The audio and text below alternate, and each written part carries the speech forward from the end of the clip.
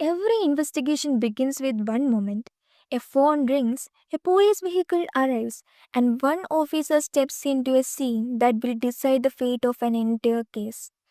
Before laboratories, before DNA reports, before courtrooms, there is one place where everything truly begins: the crime scene. Today, we are going to understand crime scene investigation not as a theory but as a real life process that unfolds step by step.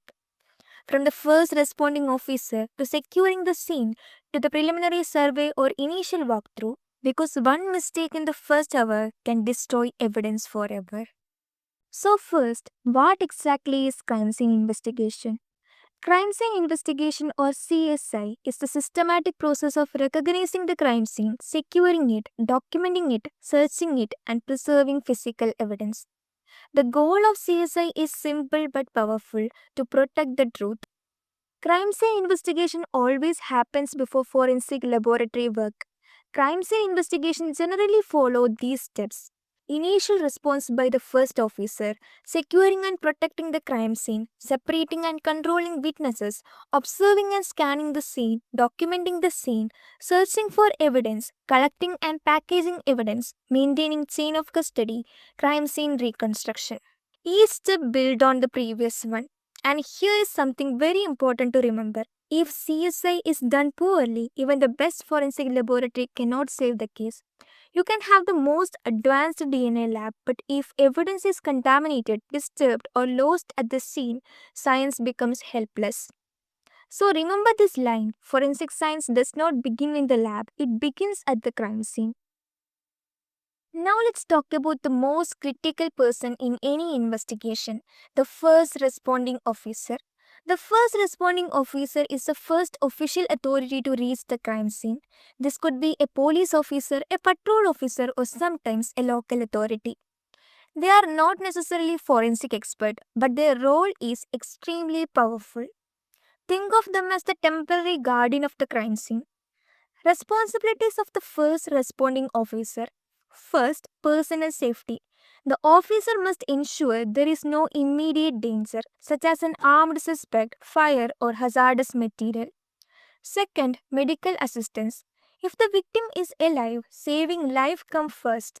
Law always values human life above evidence. Third, confirming that a crime has occurred. Not every call turned out to be a crime, but once confirmed, the officer must act responsibly and quickly. Fourth, informing senior officers and forensic experts, because crime scene investigation is always a team effort. And fifth, protecting evidence, even unintentionally. This means not touching objects, not moving items, and not allowing unauthorized person to enter the scene. Common mistakes at this stage include touching objects out of curiosity, allowing crowds or media inside, or failing to note early observation. And remember, what the first responding officer does or fails to do can make or break the entire case. Securing and isolating the crime scene.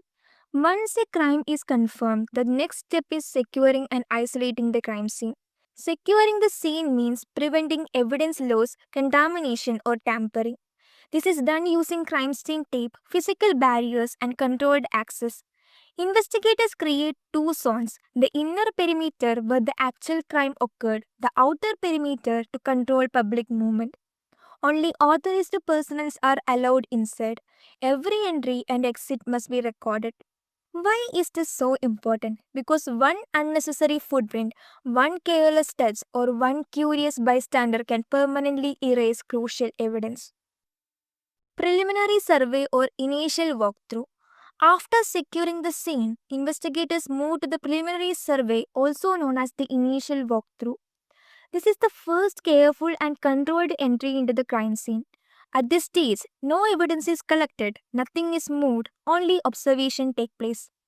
Investigators slowly walk through the scene to understand the type of crime committed, the condition and position of the victim, visible evidence such as bloodstains or weapons, possible entry and exit points, and any fragile evidence that may disappear quickly. This step helps investigators identify the primary crime scene, recognize possible secondary crime scenes, mentally reconstruct the sequence of events, and decide the most suitable search method later. Think of it like this. Before reading a book in detail, you first flip through the pages to understand the story.